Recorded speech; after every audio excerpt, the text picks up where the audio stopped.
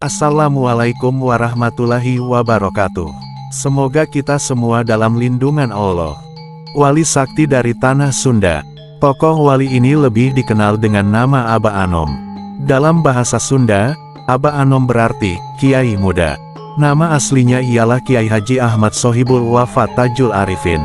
Ia lahir pada tanggal 1 Januari tahun 1915 di Kampung Suryalaya, Tasikmalaya, Jawa Barat. Ia adalah putra dari Syekh Abdullah Mubarak bin Nur Muhammad Abah Sepuh pendiri pesantren Suryalaya, dan ibu yang bernama Hajah Juriyah. Aba Anom mengawali pendidikan dari ayahnya sendiri, Abah Sepuh yang mengajarinya dasar-dasar ilmu agama. Pendidikan formalnya ditempuh saat ia berusia 8 tahun dengan bersekolah di sekolah dasar di Ciamis. Lalu, ia melanjutkan pendidikannya dengan masuk sekolah tingkat menengah di Ciawi, Tasikmalaya. Sejak tahun 1930, ia nyantri ke beberapa pesantren di Jawa Barat, karena orang tuanya berkeinginan agar Aba Anom kelak dapat menggantikan posisi ayahnya sebagai pengasuh pesantren Suryalaya. Semula Aba Anom nyantri di sebuah pesantren di Cicariang, Cianjur. Kemudian, pindah ke pesantren Jambutlipa Cianjur selama lebih dari 2 tahun. Ia lalu pindah ke pesantren Gentur Cianjur yang saat itu diasuh oleh Ajengan Syatibi. 2 tahun kemudian, tepatnya sejak tahun 1935 sampai 1937, ia melanjutkan pendidikan di pesantren Cirengas, Cimelati, Sukabumi yang saat itu diasuh oleh Ajengan Aceng Mumu, seorang ahli hikmah dan ilmu silat. Di pesantren terakhir inilah, ia mulai mematangkan keilmuannya, tidak hanya di bidang keilmuan Islam, tetapi juga dalam ilmu bela diri dan lain-lain. Berbekal keilmuannya, Aba Anom memberanikan diri menikahi gadis bernama Is Siti Ruyanah pada usia 23 tahun. Tak lama kemudian, tepatnya pada tahun 1938, ia berangkat ke Tanah Suci Makkah untuk menunaikan ibadah haji sekaligus menuntut ilmu.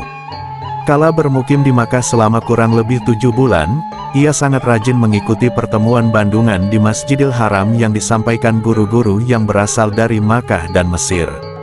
Ia juga aktif mengunjungi Ribat Naksabandi di Jabal Gubaisi, untuk muzakarah ngaji kitab tasawuf karya Syekh Abdul Qadir Al-Jailani, yakni kitab garis bawah Sir Al-Asrar dan Ganiyat Talibin, kepada Syekh Romli, seorang ulama dari Garut.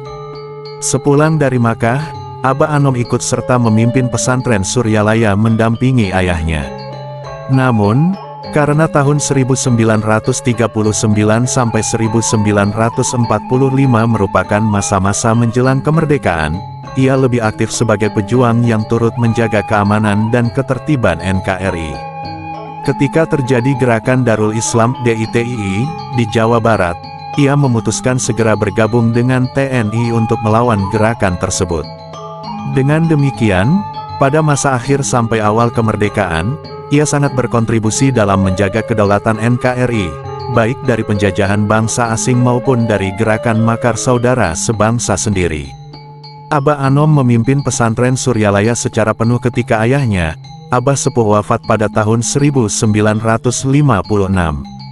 Ketika itu, DITII terus bergerak aktif melakukan perlawanan menentang pemerintahan Indonesia di bawah Presiden Soekarno. Tidak kurang dari 38 kali pesantren Suryalaya mendapat teror dari DITII, terhitung sejak tahun 1950 sampai 1960. Untuk menghadapi teror dan serangan DITII, Aba Anom selaku pemimpin pesantren Suryalaya selalu menginstruksikan kepada para santri dan pengikutnya untuk memberikan perlawanan secara gigih. Atas kontribusinya tersebut, ia memperoleh penghargaan dari pemerintah RI. Aba Anom adalah seorang kiai yang dikenal memiliki karamah berupa kesaktian. Konon, ada banyak kisah yang tersebar mengenai karamah Aba Anom, seperti yang dituliskan di buku-buku latar belakang dan perkembangan pesantren Suryalaya. Di antaranya, kisah seorang kapten sakti yang ingin menjajal ilmu kesaktian Aba Anom berikut.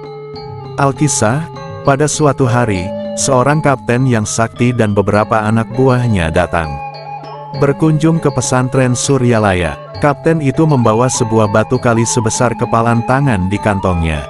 Batu itu lantas dikeluarkan dan diletakkan di tangannya. Dengan sekali pukul, sang kapten berhasil membelah batu tersebut menjadi dua.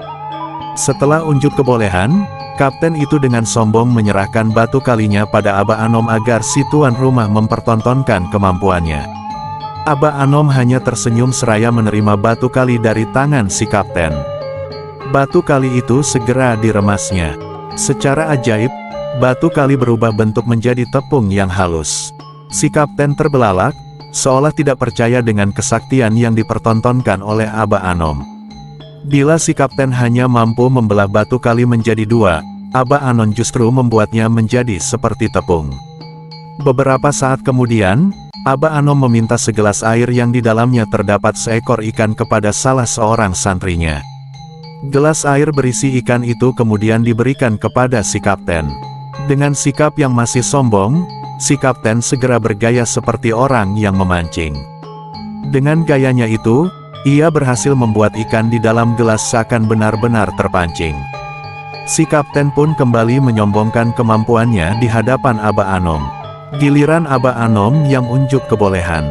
Ia kemudian memberikan isyarat jari telunjuk, tiba-tiba ikan dalam gelas itu berpindah ke hadapannya. Ikan itu seolah terkait dengan pancingan telunjuknya.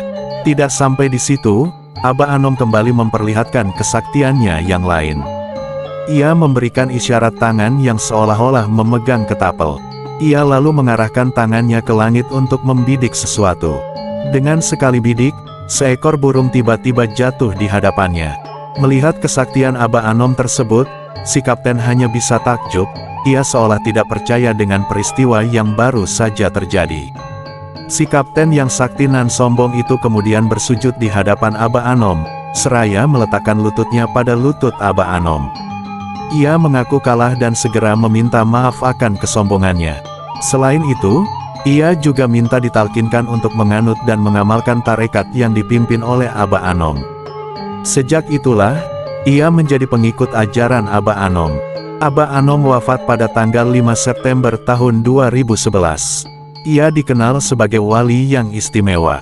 Keistimewaannya tentu tidak sekadar karena karamahnya, tetapi lebih-lebih karena ia adalah seorang ulama yang ahli ibadah, zikir, dan ilmu. Dengan kapasitasnya ini pantas bila ia begitu disegani oleh kalangan ulama di tanah air.